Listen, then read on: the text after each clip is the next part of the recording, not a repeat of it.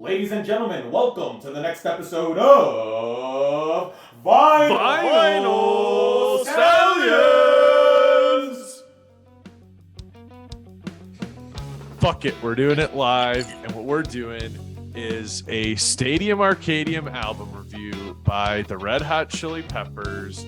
We promised it on the last album review, which was Californication. We may have done a little Return to Dream Canteen live album review when they dropped that, but we're diving into Stadium Arcadium Quadruple Discer. 4 discs, over 2 hours of music. Stadium Arcadium, the 2006 classic. And hold on, we've got a very special guest for this episode, Chris McDowell. Chris, say hello to the Stampede. Hey, how's it going, Stampede? Excited to be here. This is all-time favorite album right up there with Physical Graffiti, so I'm excited to get down to business. And Chris, flash that album again, because it won't show on the screen unless you're talking. So now just start talking. Say anything. Yeah, this is actually a fun one for me because when I got my record player, my parents actually went out and bought me this. This is my first album I ever got, and they gave it to me as a Christmas gift, so it's very special to me. And I saw it in the record store the other day going for $125, this exact same copy. So yeah, it's out of print, so I totally get it. Yeah, Spruce, why don't you say something so the folks can see that we got tarps off as per usual. Ladies and gentlemen, if you haven't listened to a Chili Peppers review or anything Chili Peppers before, you know I have to go tarps off, because that is how the boys perform, and that is how I will perform every single time we are even talking about the Red Hot Chili Boys. So before we even dive into this, the first time I met Chris was back in August, when we literally saw the Red Hot Chili Peppers. It was us three. It was me, Klepp, and Chris, and we were, I don't know, 4th row, 5th row at Comerica Park. We haven't even talked. I'd say 4th. Yeah, like so. Farthest for sure, dude. Yeah, 4th. And we were right in front of Flea, like in between Flea and Anthony. We saw Thundercat there. We saw the Strokes there. It was an incredible experience. And again, we're going to end the episode at another point. But Klepp just kept hyping it up, saying, my buddy Chris, he's the biggest Chili, like he's a huge Chili Peppers fan. He's a Chili Peppers fan. We got after it there. We've talked some more at the Klepp's bachelor party, and man, I'm excited to just dive into this with you. And it's just great to fucking have you on, Chris. Oh, thanks, man. Great to be here. And before we even again dive in, I just want to give a shout out to Chris. He just notified us that he is now a blue belt in jiu-jitsu as of an hour ago? An hour and a half, yeah. Hiya! Thank you, everyone. Thank you. Hell yeah. Dude, that's kick-ass, man. Congrats. But let's dive into this. So how is this album set up? Because I know it's, like we said, it's quadruple discer. There's Jupiter and Mars, right? That's right. Yeah. Yeah, so the first half of the album is split in to Jupiter, which has a really cool blue tint to it, and then it's got Quietus and Flea on the back with a little explosion. And then the second half of the album, sides 3 and 4 are split into Mars, and it's got your boy Frusciante and Chad Smith on the back. And yep, it is it's a big old record. And it's interesting that they pair those two like that. So I was actually listening to an interview of the boys about this album. And I mean, we'll get into some of the things that were said throughout the episode. But one thing that really stuck out to me that I didn't realize is, from a creative standpoint, John and Chad work together more than Flea and Chad, which really, I did not expect that. Like, I just always assumed, Chad's the drummer, Flea's the bass player. I figured that those two would sort of be like more in tune as far as the writing process goes, but it's not that way. It's John and Chad. And yeah, that's just a little piece of trivia there. Yeah, And- I think. Or keep going, Chris. Oh, I was just gonna say, I think there at some point there was some creative differences between Frusciante and Kiedis, and I think that might have been maybe part of that. But I'm the same way. I would put those two together, and with my initial thought. So. Hell yeah. I just wanted to jump in a couple of statements and facts. So I just wanted to give it a rundown where the Chili Peppers are in their career. So this is their 9th studio album. Again, it was a double album released on May 5th in 2006. It produced 5 singles: Danny California, Tell Me Baby, Snow, Hey-O, Desecration Smile, and Hump de Bump. And originally, Stadium Arcadium was scheduled to be a trilogy of albums, which was going to be released 6 months apart. But it was eventually condensed into this mammoth of an album that gained the band 7 Grammy nominations, winning 5 out of the 7 for like best rock album and just whatever they're making up nowadays. And this is the 4th album with Frusciante on it. Yes, and marks a pivotal point as well in his career with the Chili Peppers, because after the culmination of the Stadium Arcadium tour, this was John's 2nd time leaving the band in July of 2009. But what a freaking way to, I guess, end this part of his career with them, and just an iconic part of all of Red Hot Chili Peppers' career in general. So, whew, boys, we're gonna have to. Everyone have water. Everyone have some sort of liquid. Yeah, this is 28 songs, I believe. And I guess one more thing to set the stage. So this is, I can't remember, it was One Hot Minute. Was that a Rick Rubin album or not? I want to say it wasn't. I don't believe so. No, it was. Blood Sugar Sex Magic was, and then By the Way and like Californication and By the Way both were, but they were not recorded at the Mansion. Blood Sugar Sex Magic obviously is known for being recorded in the Mansion, but they returned to the Mansion for Stadium Arcadium. Flea said that place is haunted, and he said when they were writing and recording Stadium Arcadium that he felt what's the word for like ghosts? Eerie feeling, extraterrestrial, or paranormal. That's the word I was looking for. He felt paranormal beings were among them, helping with the creative process. All right, hang on. Before we even dive into that, I just want to audit ourselves. And Rick Rubin did produce One Hot Minute. So okay, I wasn't sure, but yeah, no, good to know.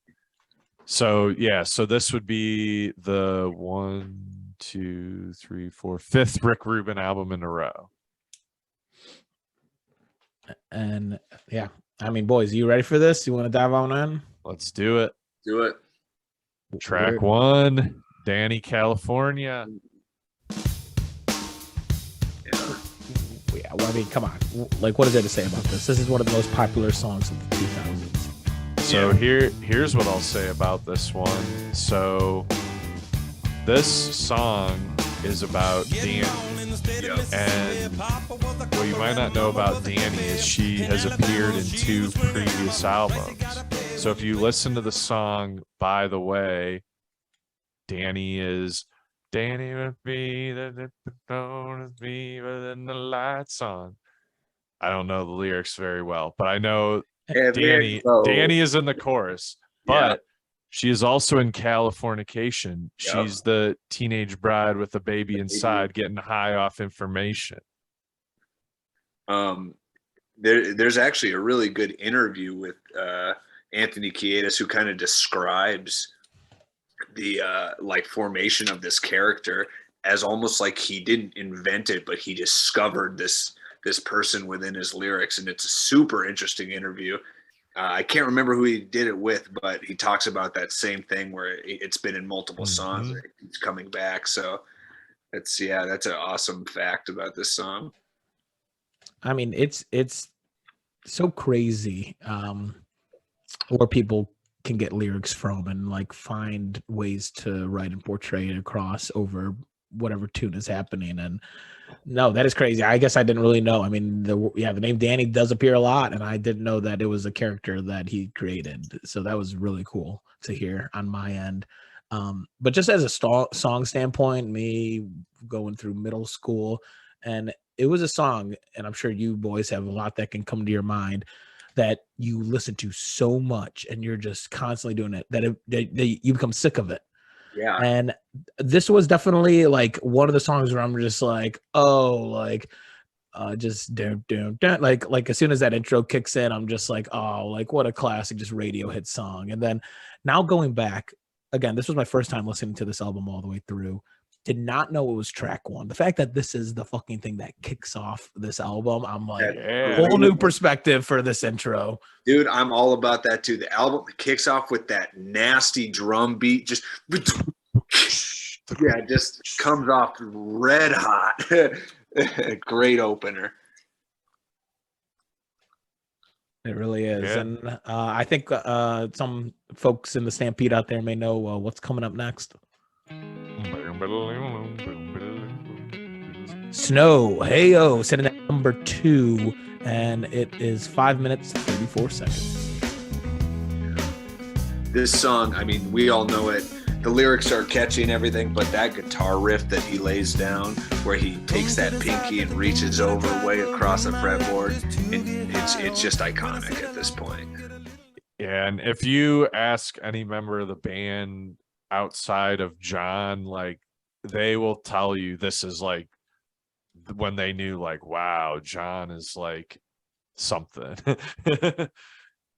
It's a ridiculous guitar riff, and like if you're a guitar player and you get that riff down clean, that's when you know, like, all right, I am no longer a beginner. Like this is not easy guitar playing. No. It held the number 1 spot on Billboard chart for 5 straight weeks.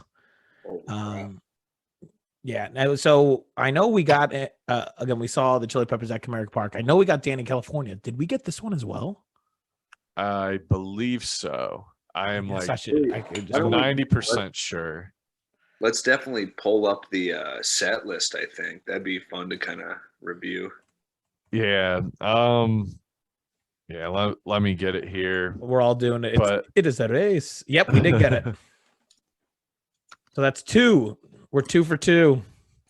Wow. And I mean, those are probably the 2 most popular songs off this album. I mean, Danny California is probably one of their 5 most popular songs just overall. And Snow's probably like right on that edge of like, maybe it's in the top 5 most popular, maybe it's not. I mean, you got other songs that are right there. I don't know. That'd be an interesting thought experiment. It would. But yeah, no, that song is a ripper. Never get old. Great guitar. Great second song that will lead us into Charlie. Oh, that's right. Charlie. Wow. Yeah. This song is, oh man. Where do you begin with this one?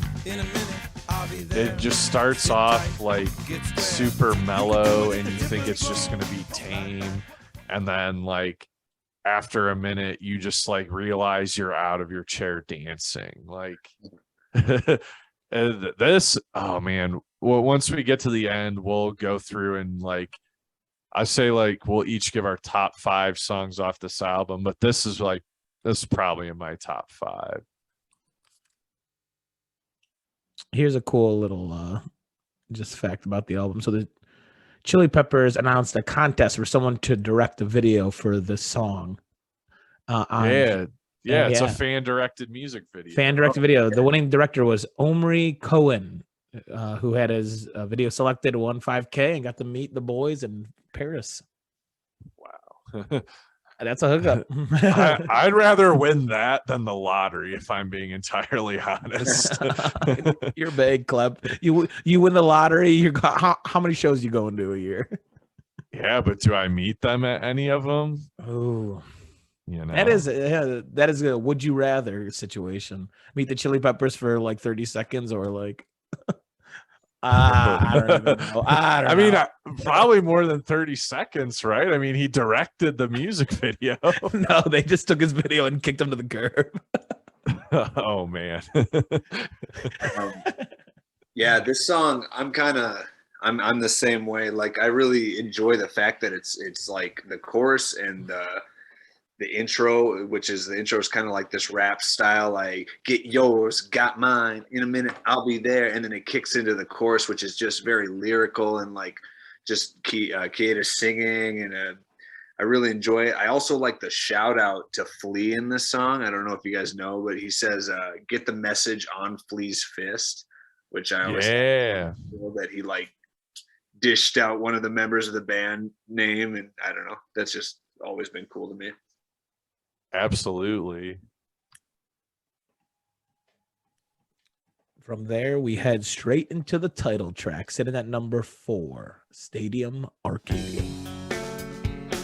And oh man, what a song. And the band, they named this album Stadium Arcadium because they just said that they felt like this is like this grand piece of art, and like they just wanted like this grand big name for the album, and so they just came up with Stadium Arcadium. And I mean, I think it's pretty fitting, like 28 songs, like yeah, you're in a stadium. I mean, to me, this song always screams kind of like this, like endless divide, like space kind of, it talks about like the moon. And I always felt like that really is a good representation of how I feel about this album, how vast it is. There's so much depth to it. So plus it's also just a sick name in general.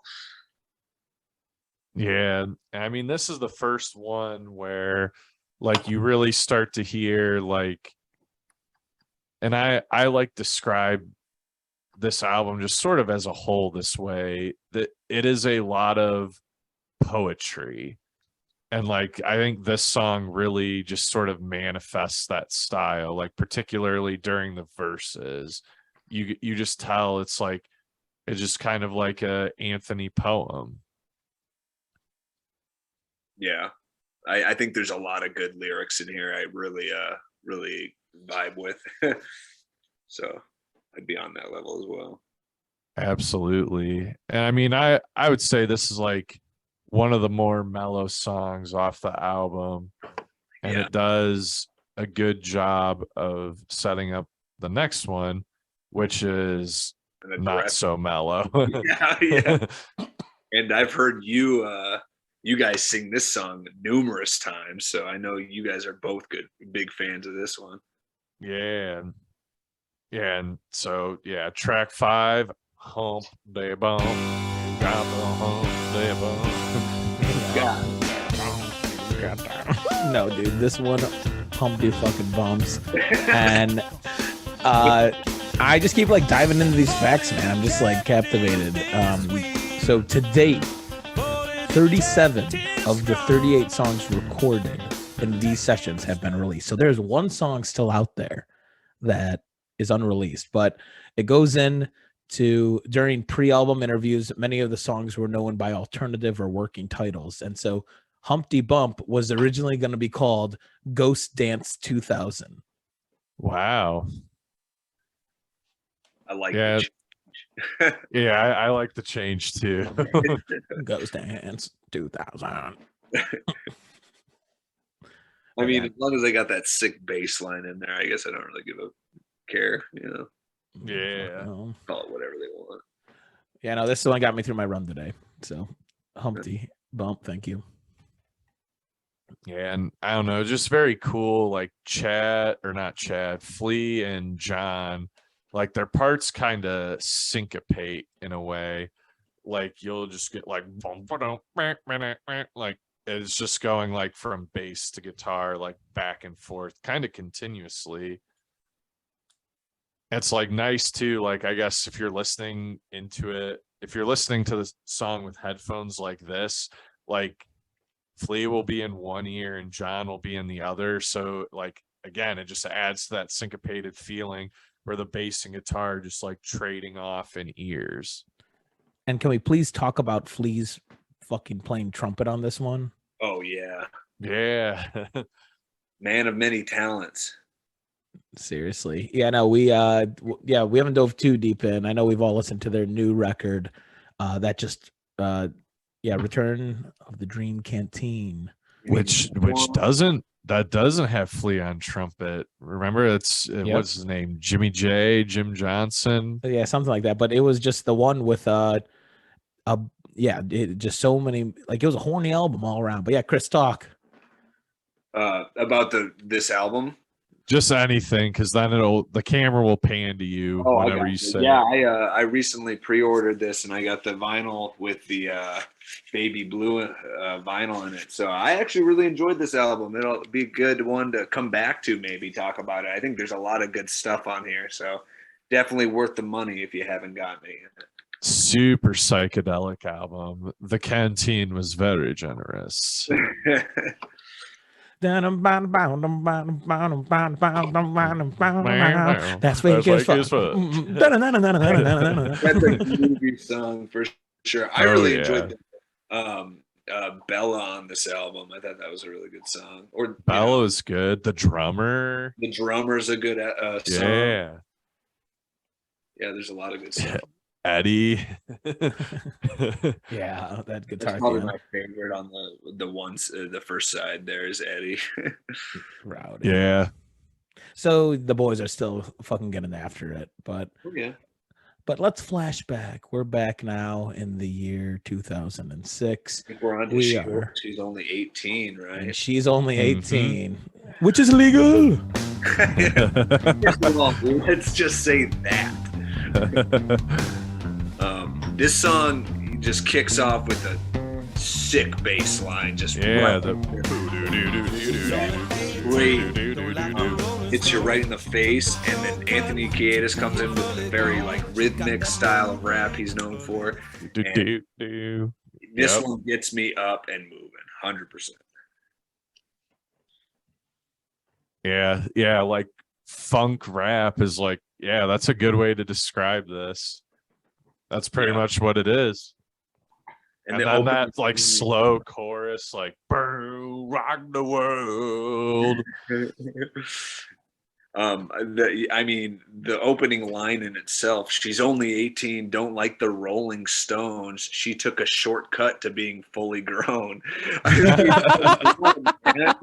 That's just such a sick line. I did hear that. That's hilarious. Something about the Rolling Stones. Hell yeah. Well, right there, we just flash forward into Slow Cheetah, which is the 7th track, and it's in that 519. And this one is rowdy. So, like, it has a stylistic shift from like rap and funk towards like a mellow. Back to that Anthony poetry. I'll point it out whenever it's there, but this is the Anthony poetry album. I mean, I guess it's hard to define this album by one style, but I just hear the Anthony poetry way more in this album than any other album. Yeah. And dude, John is like obviously one of the greatest guitarists like living right now, has utilized the guitar in ways that people have never even thought about. But what gets overlooked is his use of synthesizers on a lot of the Red Hot Chili Peppers albums. Like that slow, that whole background, he's just creating that kind of, I don't even know how to put it, but just like it has a ghostly outro. And so John's doing all that. John is just adding that whole layer to it that just kind of may go a little bit unnoticed. Well, exactly. What I feel a lot of the strength of the Chili Peppers is at any one time you're hearing all 4 major instruments: drums, bass, guitar, and vocals, and they're all leads at some point. And I just think that's super underutilized because a lot of modern rock tends to take the bass and just shove it underneath as kind of like this background noise. But there's many times in this album in particular where it is Flea's show, and John is doing what you're saying, just creating that background noise for him to like take the lead. And I think that's super valuable. Absolutely. And yeah, I mean, oh man, this album's so good. The way John sings, like as a backup singer on this, is very underrated too. Like I feel like that's what gives a lot of, especially those like what I keep calling Anthony poetry songs, it gives him that extra oomph because he's already just like tickling you with the guitar, but then when he gets super high with those harmonies, it adds that extra layer that I think they miss when, you know, it's an album that he's not on. Absolutely. Definitely.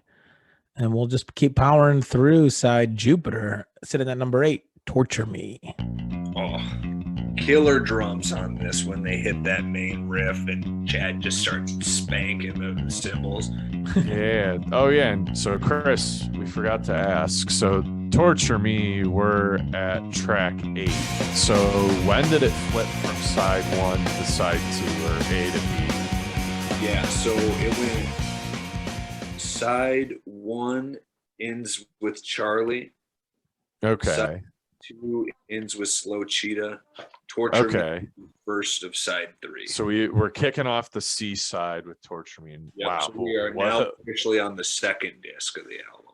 Whoa, what a way to kick that disc off. Are you kidding? Yeah, those drums are nasty. Yeah, I mean, it's almost like a metal song in a lot of ways. But yeah, I mean, that chorus where, you know, it's just like, torture me, torture me. And Chad just like switches to the hi-hat and is just like, or the ride cymbal and is just like clicking that bell, like very simplistic. And then it just goes back into the craziness. Yeah. It is a sweet switch on how it's like, it's yin and yang almost. Yeah. And that's the Chili Peppers for you, baby. Switching on the dime. Switching on the dime just to strip my mind at number 9. And this one, I think, is one of my favorite of this album, honestly. Yeah. Yeah. Oh, I just love the way Anthony sings those lyrics when he's just like, please don't strip my mind. It's like almost just like, it sounds like he's like admitting defeat in a way. And he's like, all right, you got me, but just don't strip my mind. Like, I mean, it's have very that one thing. I just think of, I mean, hey, they're calling it Jupiter and Mars and putting us in space. Like, strip my mind. I immediately go to like, all right, the aliens got them. Don't strip my mind. Yeah. I mean, that's fair, you know, like take whatever you want, just don't strip my mind. I mean, think of it in that fashion now. We just got tortured me, and now you're stripping my mind. These aliens have fucked me sideways. And that's the Stadium Arcadium experience. That's what we're saying about this album. If you want to get fucked by aliens, sideways, excuse me, then Stadium Arcadium is for you. Found at your local record store. I don't know. If I don't have anything going on a Friday night, I could bang it out with an alien once or twice. I'm a survivor, and I'm gonna tell you what, it's well worth it. Yeah. So yeah, that stripped my mind in a nutshell. Moving forward, we're in the double digits now. Reminds me of Channing Tatum in that movie This Is the End when he becomes like the gimp. I just watched that, dude.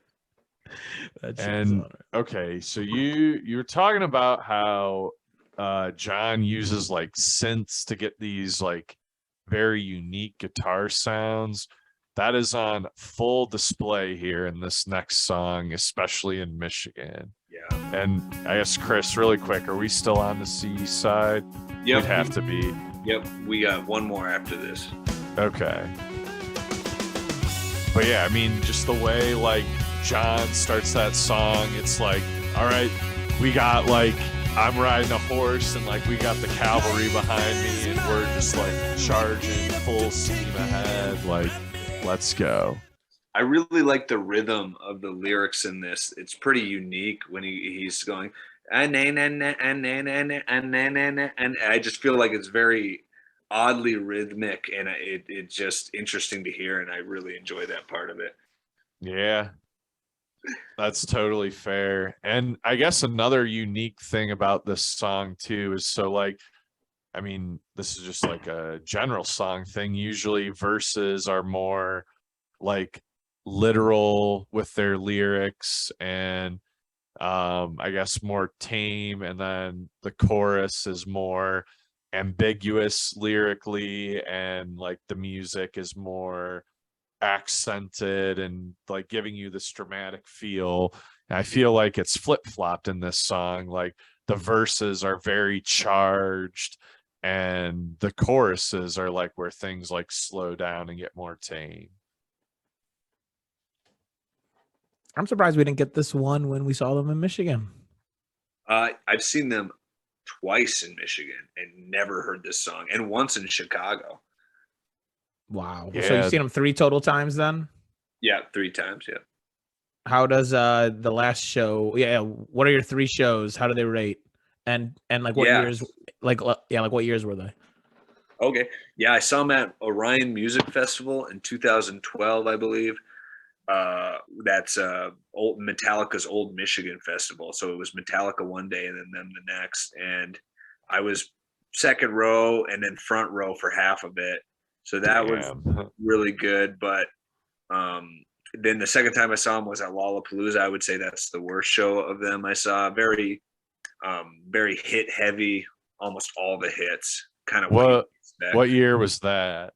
Man, that's tough. I think that was 2016 or 17 when they were So neither of those 2 shows have John. Those would both have Josh. Well, that's why when you came to me and told me like that you were going to this show, I was pretty much gonna come just because I had never seen John Frusciante.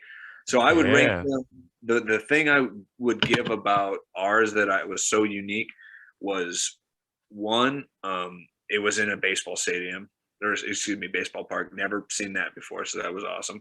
Yeah. 2, it was in Detroit, which is where Chad Smith is from. And he had the Detroit Tigers logo on his bass drum and on his arm, and he came. He had it tattooed on his arm, and he came out and gave us that like 5 to 10 minute speech. He brought his mom out and talked about how much the city meant to him. That was one of the top 10 moments of my life. Like that was so awesome to see. So that's number 1, and then it goes the other 2 probably after that. Yeah, and I think we've talked about this, but so I saw them at Lollapalooza in 2012. That's the only other show I've been to other than the Comerica One Park from this year. But I believe the one that I saw them at Lollapalooza was the show after the one where you saw him at that Metallica festival. Oh yeah. But yeah, it was a Josh show. It was on the I'm With You tour. I mean, it was good. You're right. Like it was very hit heavy. Didn't really get any deep tracks, which I mean, I didn't really mind at the time because it was my first time seeing them. But yeah, that was a cool thing about the Detroit show. Like we got I Like Dirt and Nobody What Like Me. Nobody weird like me. Nobody weird like me. I always forget what the second word is. But yeah, like those 2 songs, like you'd have to be like a real Chili Peppers fan to know those 2 songs, and that was like pretty cool that we got both of those. Yeah. You would not get those at a festival show, I feel like. We also got Hard to Concentrate, which I think is a super song on this album. So we won't go into that, but we also got that one, which is awesome. It's coming. So after, especially in Michigan at number 10, we go to number 11, Warlocks, which is sneakily maybe the song on this album. So we have, for the people who don't listen, and for Chris as well, Club and I have put together a playlist called the Stampede Shuffle. You can find it on Spotify or in the link in any of our social medias, which is at Stallions. And we have, I think it was, I texted Club. It was over 16 and a half days worth of music that we have created over the last year. So whenever I'm like, I don't know what the hell to listen to, which is like 80% of my life, I just click shuffle on that, and it gives me the craziest, just most insane songs that we've developed over the last like year and a half. Mm-hmm. This one always appears the most from this album randomly. I don't even know why, but Warlocks. Yeah, it's a great song. And I mean, like, I don't even know how Flea gets this noise out of his bass. Like, it sounds like it's farting. Like, yeah, super groovy, super high energy song. I turn this on 90% of the time when I work out. Not even kidding. yeah, I mean, it again, another one that kind of has that syncopated feeling, like, and then, you know, John's like, And they're like playing off each other, finishing each other's riffs almost. yep, exactly. And it's just unmatched chemistry. Like, how many other bands do that? None. Well, that's not true, but Never a one. no one's been in sync like these boys. And so Chris, does Warlocks and the Seaside? Does, and it goes into Come On Girl on the fourth side. Yeah. Come On Girl, that is for sure a Flea song. And this is like where I think this song highlights exactly what you were talking about earlier, Chris, where like John is able to step into the background and sort of let Flea take like sort of a lead part. Because I mean, his bass is just driving anything or everything. And if you're listening to it, it's like, that's what you're hearing first. That Dude, and that bass gets crazy during the verses. Like I like it. Yeah, that intro, he keeps it very simple, but if you follow those during the verses, like holy shit. Yeah, I mean that chorus, like, get it right, let's get it right, get it right, let's get it right. Like that's a Party Peppers song. But yeah, until you get to about minute 2:45, and then you got some John Alien noises coming through your skull. Yeah. Yeah, that I know exactly what you're talking about. If you're like listening to it in like a nice set of headphones like this, you'll just kind of hear it like towards the back of your ear, and you're just like, what is that? And it just doesn't go away. No, it does not. And neither do the hits as we continue into number 13, Wet Sand. Yeah, and okay, so just fun fact about this. So Flea said that when this album came out, he was so in love with this song that just like whenever he was out and would get recognized in public, and they would just be like, you know, like, hey, like what song, like what Chili Peppers song should we play? He'd be like, play Wet Sand, and would just fucking crank it, just like at the coffee shop, like wherever. You just like, yeah, play Wet Sand, that one. That's awesome. That is a good story. Yeah, and yeah, I mean, as you could imagine, especially in LA, I bet you that dude gets recognized just about anywhere he goes. Dude, it's actually funny you just mentioned that clip. Joe Rogan just put out an episode with Anthony Kiedis and actually Rick Rubin as well, but I haven't listened to the Rick one yet. But I have, I'm about 2 hours into the Anthony one, and he talked about just getting recognized in fame, and he said he loves living in LA because he, like everyone there, is big shots trying to be famous. He's like, they're the ones who would react normally. When he just goes to New York and it's just a city filled there's not like people trying to be stars. It's just New York. That's when he's like, I'll just get swarmed by people. And so that's why he said he likes living in LA, because there's a sense of normalcy when you see a celebrity. Oh, interesting. That is I would hate fame, so I can feel their pain. You need to be like Hannah Montana, Chris. You need to have an alternative world, the best of both worlds. That's right. Yeah, or just, pull a Kanye, live in the middle of nowhere in Montana so that you can't get recognized if nobody ever sees you. Either way, you need Montana involved, is what I'm hearing. Either Hannah or the state. Chris Montana. Now I'm just thinking of, or God, what is that name? Something Fontana, or God, I'm thinking of fucking Joe Montana. Well, Joe Montana, no. Ryan Fantana from Anchorman. Yeah. Paul Rudd's character. I don't know. I'm all over the place. Or I could be like Johnny Depp and move to France and then get sued by my ex. Yeah, I mean, you know what? There are many routes to this, but they all end with Montana. Yeah. So fame and Montana, people, go hand in hand. Write that down. Wet sand. Mm-hmm. And so we're closing out the first disc. We're closing out the D side with a little, I gotta say it, a little Anthony poetry. Ooh la la. But yeah, hey,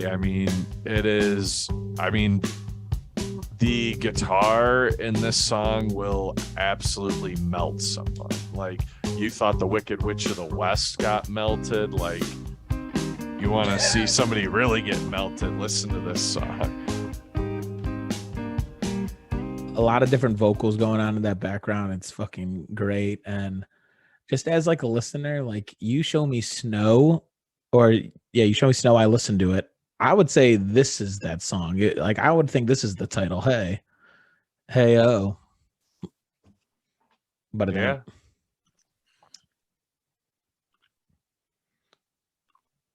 Dude, yeah, sorry, I'm like listening to it right now in the background, but like halfway through, it's a long song. It's like 5 minutes, 39 seconds.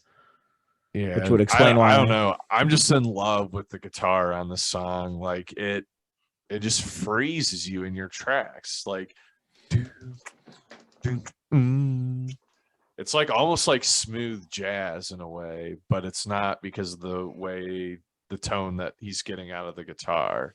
Yeah. But it massages the ears. Very easy listening. What I love about that list we just went through is you could just stop the album there and it would already be just a banger of an album. Yeah. It could.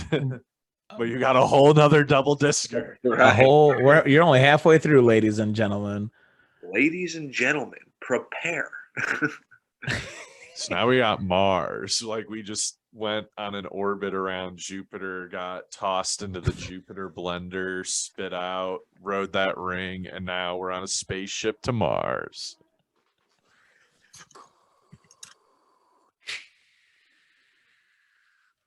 Ladies and gentlemen, the Red Hot Chili Peppers.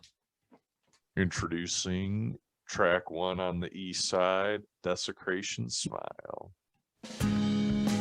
And just to point out, it's interesting that they like lay it out like this, especially like on Spotify as well. Like, it's not track number 15. It is listed as track number 1. Mm-hmm.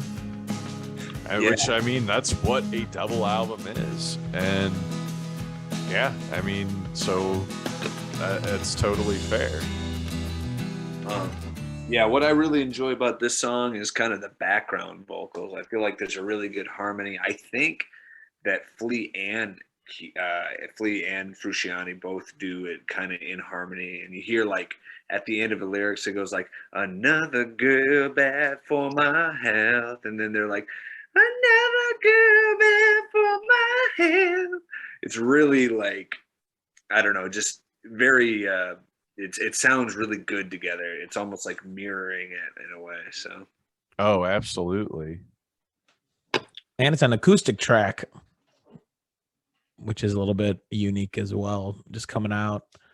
Also, again, this was one of the singles, so showing the different variety that was going to come in this Stadium Arcadium experience. Yeah. But moving on is one of the most popular off this album. Oh, one of this my will take a favorite. soul. Tell Me Baby, sitting at number 2 on disc 2. And I mean, anytime I think of the song, I just immediately go to that music video. I don't know if either of you two have seen it. Oh yeah, many. A time. Yeah, man, they just literally like called in. I think just a bunch of random people on the street were like, "Hey, want to come in and just here's the lyrics, sing along with it," and just like what a great compilation. Especially with the lyrics going on, like tell like what's your story, Yeah. where are you coming from? All right, I'm glad you just brought that up. So the meaning behind that.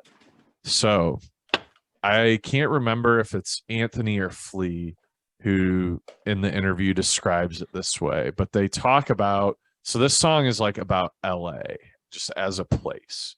And like when a lot of people think of LA, they think of this place where all these people go because they want to make it big, like they want to be a star, they want something more.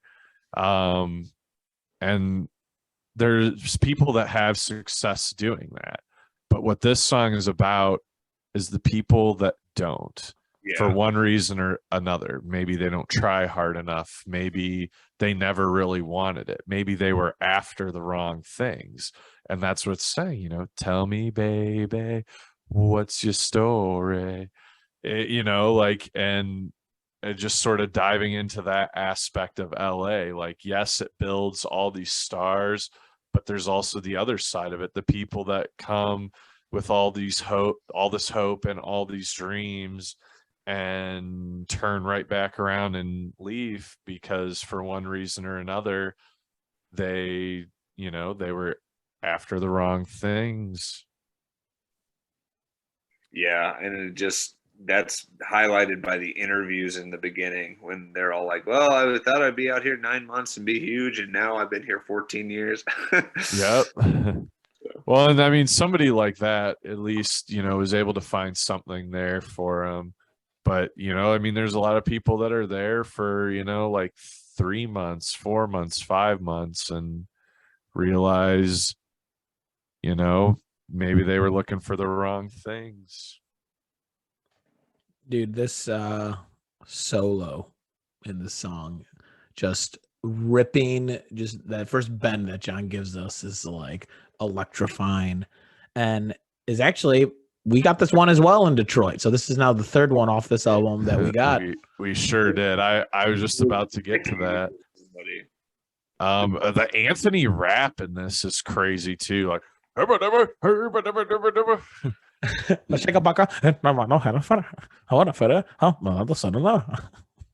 also believe there's a lyric somewhere in there that says 3 fingers in the comb or the honeycomb.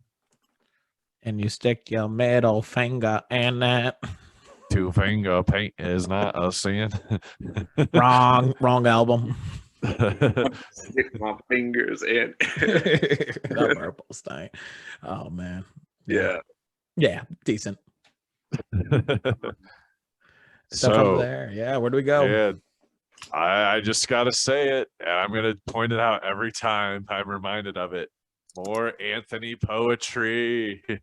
This song is the meaning of that phrase, though, because there is like a story in here, and I don't know this by any interview or anything, but you listen to the lyrics talking about, it's very different than like a rock star lifestyle. I don't know. It's like the opposite. It's all about finding like a special person and settling down and things that are not very ingrained in what you would imagine he would be singing about. Yeah.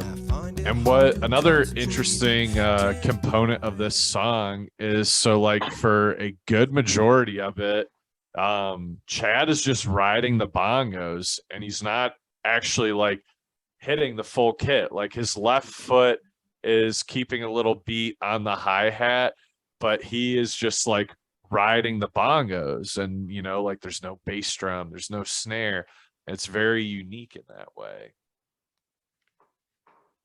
And again, Chris mentioned earlier, another one we got live. So this is 4 off Stadium Arcadium.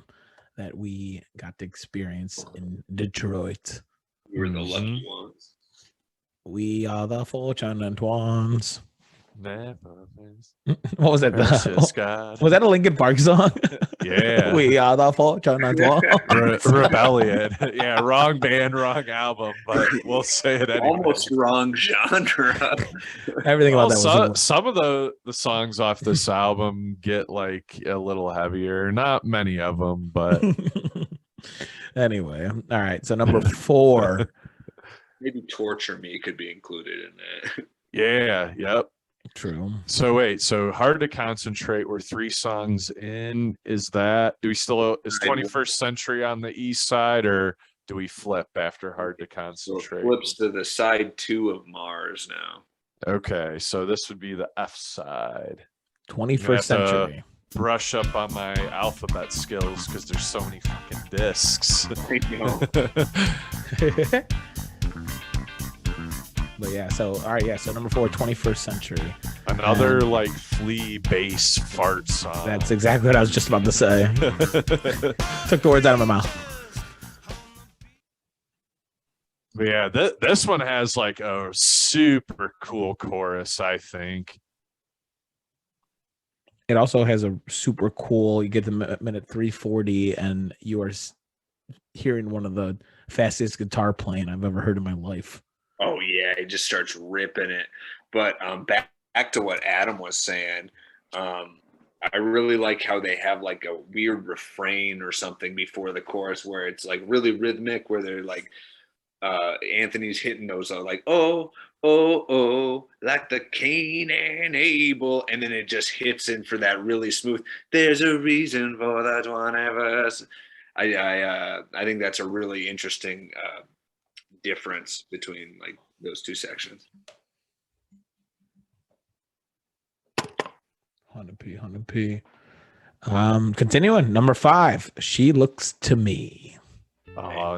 This song, wow. So it starts off and like you hear it and you would think like, okay, here's some Anthony poetry, but it's really not. It like gives you that vibe, and then like very quickly it just goes into like this pure like just standard alt rock feel.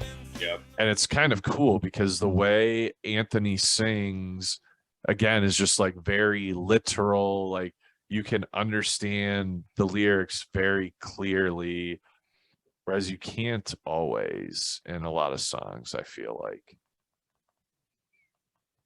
I feel like Anthony is mostly focused on making things sound fluid and like pleasing to the ear. Like yes. And the meaning is a lot of the time lost, and it doesn't matter because it's you know, it's kind of fulfilling its purpose as being as fluid and beautiful as possible without necessarily having some like, you know, like literal meaning, I guess would be the word. Mm-hmm. Yeah. That's what I mean. Like it's typically more of a rhythmic roll, but like in this song, it has like more of a literal meaning, whereas most of their songs, like it just doesn't. But also, just like I don't know, this is another song where I'm just obsessed with John's guitar in it, like how he just adds in that little like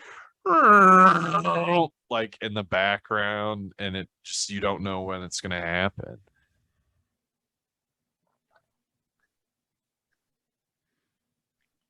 Definitely.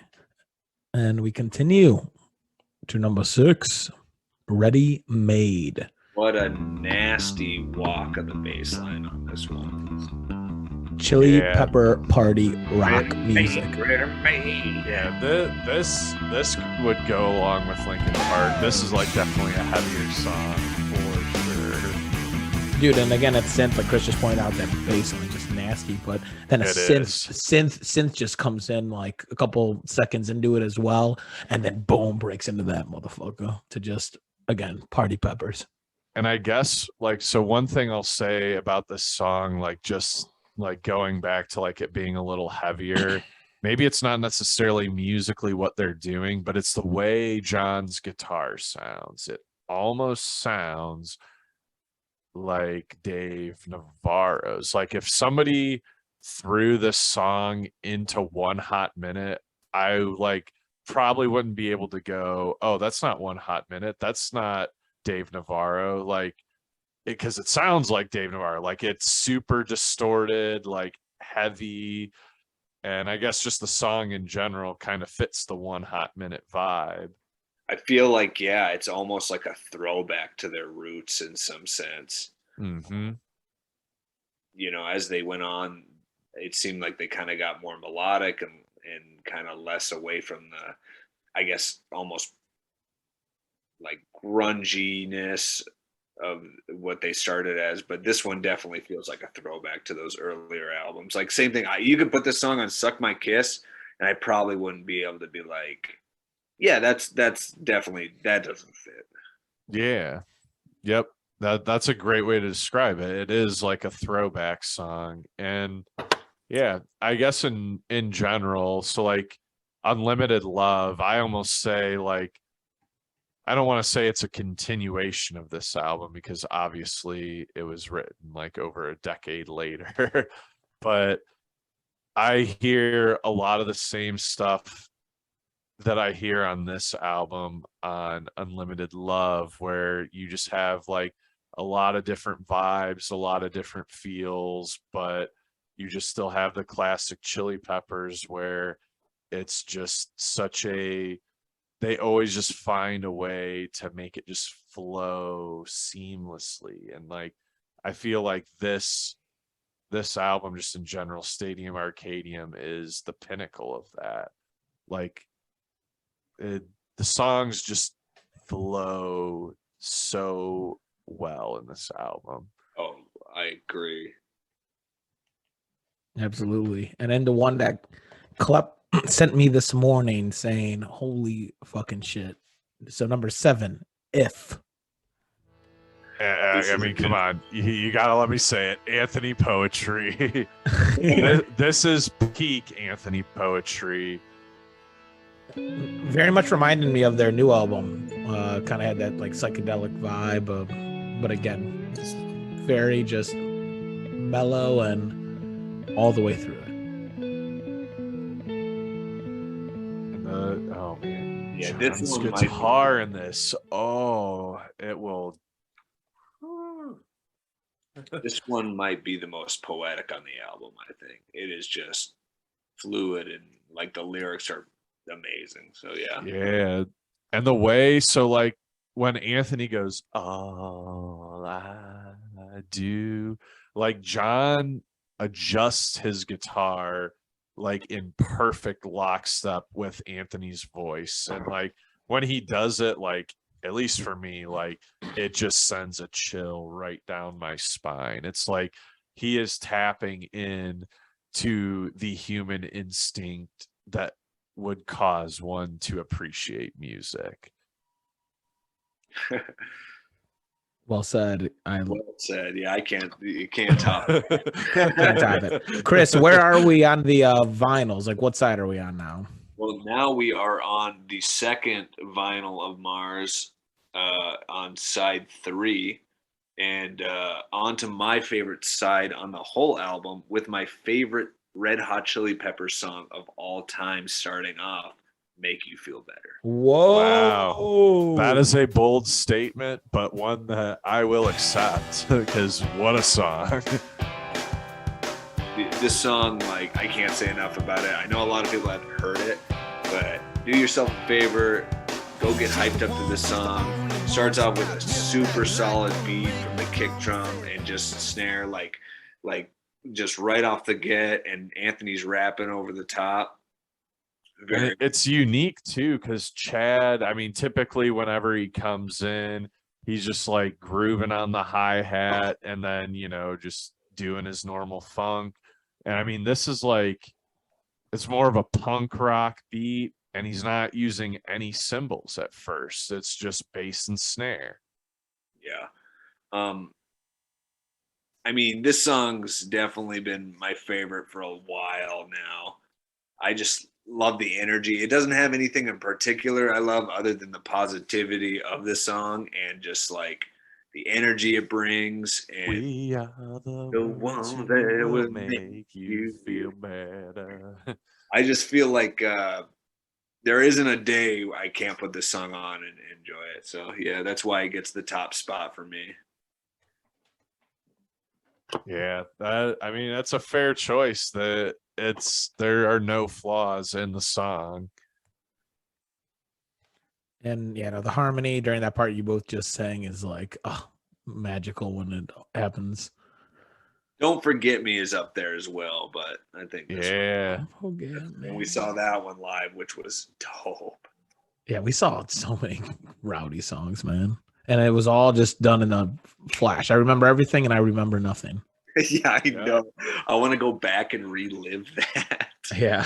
absolutely. Yeah, I'd be interested to see if they turn any of the shows from this tour into like, live albums, or if they, release any like professionally produced and mixed recordings of any of the shows. Cause I would, I'd especially if they would do ours, I would probably relive that more than I ought to. I would definitely buy ours if it comes out, which is, if they're going to do any of them, it's in a pretty big baseball stadium. So I imagine the acoustics I thought were pretty damn good too. And they'd be able to throw in the Chad speech at the end, which they wouldn't have on, really any other show on that tour.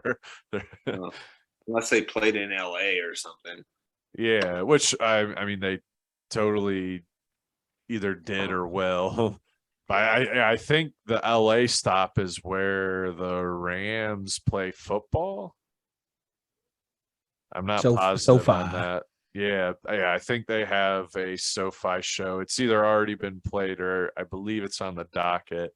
Because I never know. I know Denver was the first stop on the tour, but it's international, so I don't know if they hit that before they go overseas or if they go overseas and come back and the LA show wraps it up. To be continued. Yeah. For now, number 9. Describing basically what this episode is. It's the animal bar because the Stallions are animals. Yeah, no, Animal Bar. Again, synth just coming out strong in this one with the bass. My favorite part, though, in this is just Chad's drums, specifically during the chorus. Like the way he is complimenting and the way Anthony is singing, like every time Anthony like says a word, he's either just drilling like a cymbal or just the fucking floor tom. It's powerful.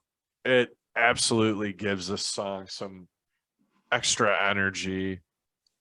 But that rain on my frustrations, like it goes from like a pretty tame verse to a chorus, and Chad's drumming is a big part of that. But if you want to see me rip my TV out of my wall, flip over my coffee table, and break all my windows, you will look towards the next song, So Much I. Yeah. So Much I. It's such a good song. And Chris, that part's perfect because like when that song comes in, like John is just ripping that guitar, Flea's just ripping the bass, Chad's going super groovy on the drums, and you get that and then they just like all just slow it down. Yeah, I know. So it just switches and you get that beautiful guitar riff in the back. Yeah. Like 4 or 5 notes just played like in different octaves. It's awesome. Dude, no, this song is crazy. This honestly may be up there in the top 3 for me off this album. Oh, that's a good choice. Because I mean, it literally just like starts off with a boom, woo, down, woo, down, just like literally, like I'm just like waiting to break everything in my path. So, Chris, is this the last song on the G side? No, we still got Storm in a Teacup. Okay, so that ends it, and then we got 3 on the H side. Fun fact about this album before I forget, I was trying to think of stuff before I came on. John Frusciante, while they were writing this, was really into the Wu-Tang Clan. And Interesting. he was listening to it every day, he said, while he was writing this. And he feels like a lot of that goes into his guitar playing. So if you're into the Clan, you know, the Wu-Tang one, then definitely try and hear that. Maybe you'll notice something. Oh yeah, I mean, Storm in a Teacup. It's like rap. Straight up, dude. It is. I think the Chili Peppers are the best band with intros. I think I can confidently say that is their intros always, like, if you have to captivate an audience in 3 seconds, like Chili Peppers know how to do it. It's either them or the Allman Brothers for me. Both have killer intros. Yeah, dude. That is another great band that does intros very well. Yeah, that is just like a, I guess, topic or feature of songs I've honestly never really thought too hard about. Both those bands for sure. I mean, it's just definitely have the edge though, because they get a little more leeway before they have to hit lyrics. But definitely. I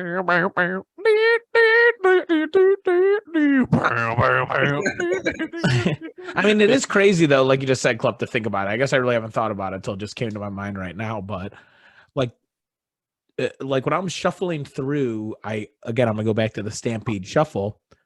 I'll give a song like 3 seconds, be like, impress me, and I'll like let it play, and then if not, I'm like, maybe I'm not feeling that one right now, or like I'm looking for something a little bit different. So it is like it's like an audition. It's an audition for sure, man. Radios, you know how fast people cycle through that. Well, maybe not anymore, but like, you know, you used to hit seek every 4 or 5 seconds. That's why they do so well on the radio, man. That's why they're just hit. Like you said, their intros, it's right off the get. So, and I mean, sorry, Club, to cut you off there, but just one more point on like what Chris just said is like, he's like, maybe the radio, but again, most people are doing it now, Apple Music, Spotify. So that just shows again how important, if you're just shuffling any playlist out there, like you got to captivate people in the first 3 seconds, and they're only going to hear the first 3 seconds because it's not a radio that's constantly playing the music. So you can't maybe catch like 3 seconds in the middle of it. It's the intro that you're going to hear. It's more important than ever. Honestly. Yep. Very absolutely. Yeah, no, all I was gonna say, I mean, both of you, I was just expanding off of like what both of you were saying. Like that is what I do a lot of times in the car. So like I have Sirius XM, and I will just like click between different things, and yeah, like if something doesn't tickle my fancy right away, I just like, I have a bunch of different buttons. So like, let's check out what's on like Soul Town. Oh, it's all right. We're going back to classic rewind. Okay, Lithium. Okay, Live Dave. Like just anything. And then you stop right there. Yep. That's it. Red Hot Chili Peppers, they just recently got their own channel. I want to say it's like 129 or something, maybe 134. I can't remember exactly. It's up there. They'll eventually get a lower, more memorable channel number, but since it's new, they're testing it out with, you know, a obscure channel number. But it's good. It's mostly studio, but they do mix in some live too. Yeah, no, those are cool cool channels to listen to, especially because you obviously get the artist, but then you'll also get like artist recommendations, like, oh yeah, you get some of their picks. Yeah. So that's a very cool thing that Sirius does. And eventually the Stallions radio station will do as well. Sign us, Sirius XM. Yeah. That's right. Spruce, if you're listening to this in 2026, you done well, kid. But all right, we are headed to the final side H on this album. and it will kick off with number 12, We Believe. Yeah. Ooh, what a ripper. And yeah, just like starts out with those Anthony Poetry vibes. I wouldn't call it an Anthony Poetry song per se, but it just starts out with those vibes. This is a Chad song. Yeah. Yeah. Yes. Yeah, it's just like marching snare, like pretty much the whole song. Lyrics are kind of weird. You know, he hits us with that "we believe," that really long extended in the chorus, and then he says like in God the Father, and then he says in Jesus Christ. So there's a lot of religious connotation in here somewhere. Oh wait, sorry, I'm thinking of a different song. It's coming. It's on its way. There But it is. yeah, no, We Believe is a it's like an interesting song. Very, very Chad song, like I said. Yeah, Spanx. Absolutely. Yeah, Straight or go. Yeah, where are we going from here? I was just gonna say this Turn it next again. song might be my favorite one on the album. It is just crazy. Turn It Again. And yeah, I mean, I just feel like the chorus in this song is so hype, just in a way that other choruses aren't. Like, I don't know, just that.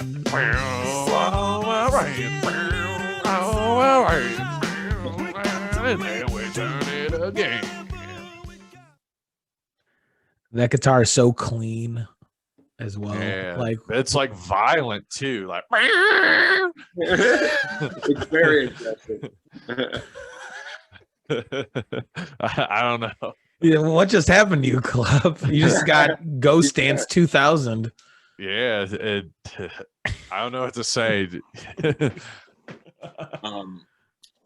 Is this song, would you also classify this as Anthony Poetry? Because I was surprised you didn't mention this one in particular. You could say it is during the verses, but I don't know. That chorus is just like so punchy and like aggressive. To me, it's like, all right, like maybe there was like poetry hour at the coffee shop, but then like a wrecking ball just smashed through the front glass, and like now there's just like gorillas all over. Yeah.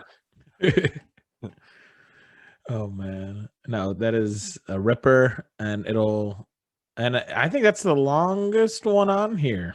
Oh, Or Is it it is, yeah, it's sorry, I'm scrolling through. 6:05? Yep, 6:05. I think it's gonna take the cake.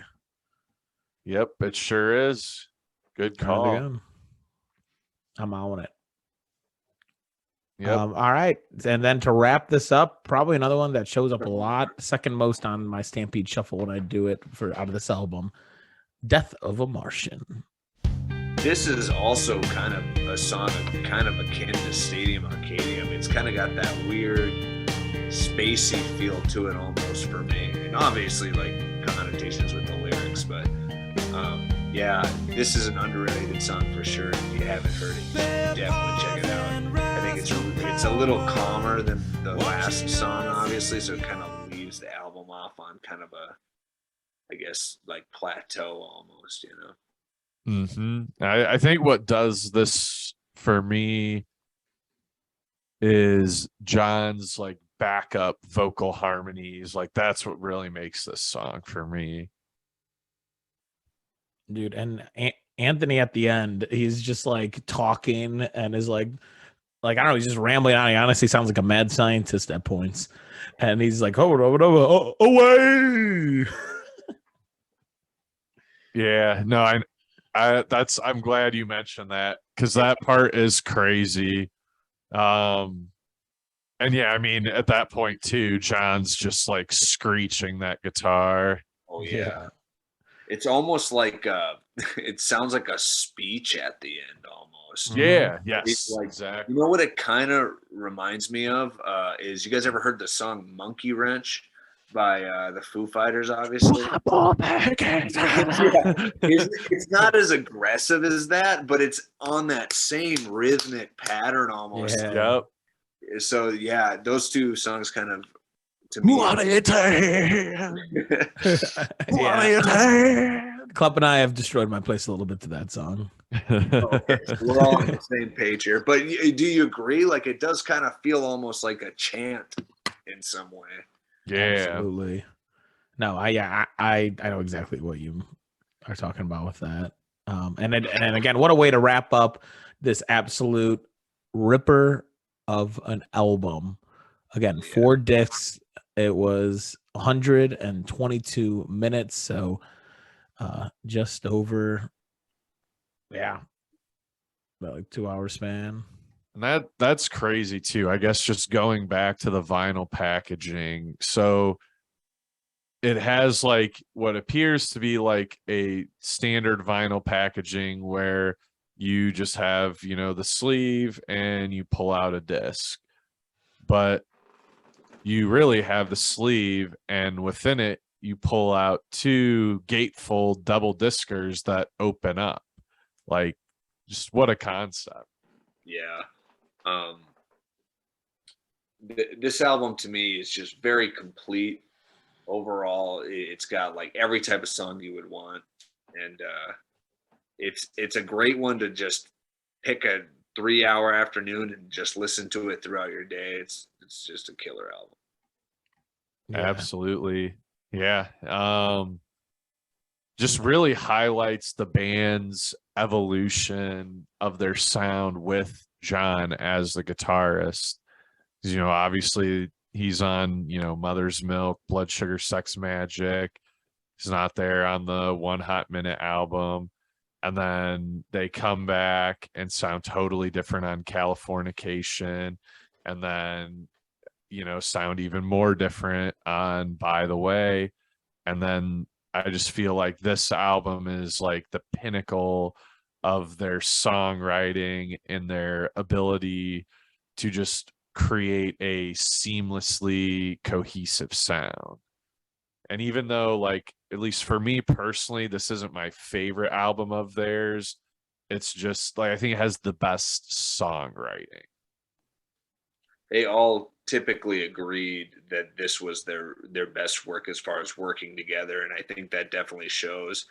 I'm not saying it's it's my favorite of theirs, but I'm not saying it is the best, but I do think the cohesiveness of the band was on the money for sure. You could say it's your favorite. Like anyone who says like, oh, Stadium Arcadium is my favorite, like I am like, all right, yes, fair. Yeah. But yeah, no, that's interesting you mentioned that because the band has mentioned before, they said one of the best aspects of creating this album was that everyone was at a very good place in their life. Everyone was at a very good place with each other. And it just put them in this space where there were no outside obstacles and they could just create like in its most pure form. Yeah, I agree. With a little help from the Mansion Ghosts. And a little help from Rick Rubin as well, who again created this masterpiece with them, 28 songs. It's crazy to think that this year they put out 2 double discers, so we could have had another quadruple discer if they decided to go that route in 2022. It'll be great to see where the Chili Peppers go this year, how many albums they're going to put out. In the thing about it, both of those double albums had 17 songs. That's 34. So they could have put out a double album that would have had 6 more songs on it than Stadium. That's just, I'm not saying that's what they should have done. I think the approach they took is completely fine. Not that our opinion means anything to them, but it's just interesting to think about. They made 6 more songs out of those sessions than they did with Stadium Arcadium, and it's just interesting to think about what this next decade could hold as a Red Hot Chili Peppers fan. You know, like that the decade that this album is from had 2 albums released, and we're in 2022 and we have 2 albums released, and we still have 8 years to go. It's gonna be rowdy. It's gonna be rowdy. But hell yeah! All right, let's wrap this thing up with our individual top 3, and I will start with this. I'm gonna put Humpty Bump up there. I am going to put So Much I up there, and then now I'm stuck between Strip My Mind or Tell Me Baby, but I'm gonna give it to Tell Me Baby. So. Those are my top 3 on Stadium Arcadium. Oh man, I don't know if I can narrow it down to just 3.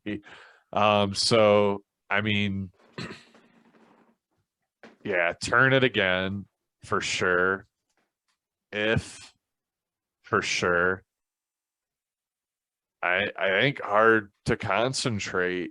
It would be between Hard to Concentrate and probably Strip My Mind, but I'll go Hard to Concentrate. Damn, we just both threw Strip My Mind out to the curb. All right, Chris, what do you got for us? You know what? This is my favorite album, so I don't know if I could pick a 3, honestly, but I'd like to do something different if that's cool. Rip Yes. it. Let it go, baby. You guys think I'd love to come back on, and I want this to be a thing. By this band, I'm gonna recommend a song that you people should go listen to. Is that cool? Yeah, absolutely. Anything goes. If I could have you listen to one that I think not a lot of people have heard, but is fantastic, it'd be off this album. This is Blood Sugar Sex Magic, and I would have you probably listen to. Let's go with.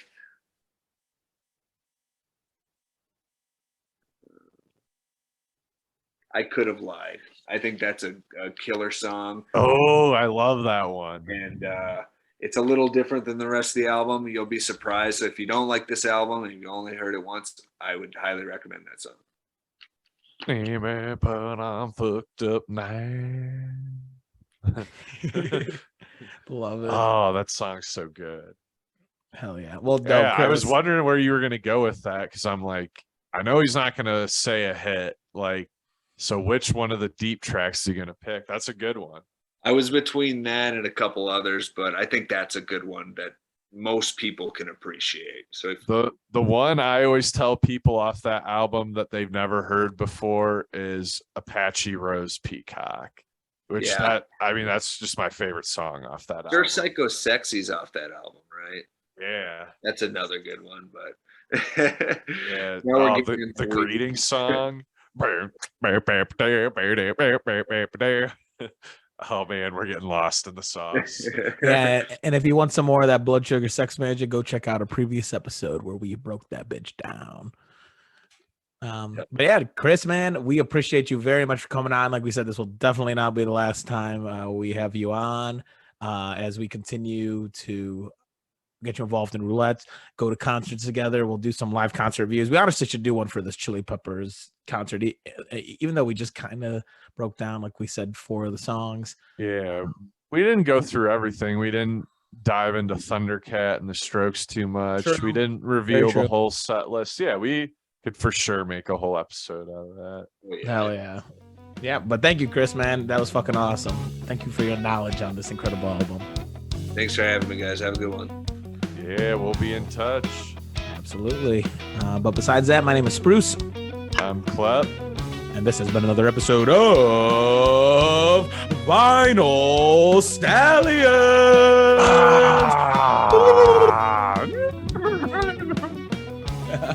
Hell yeah.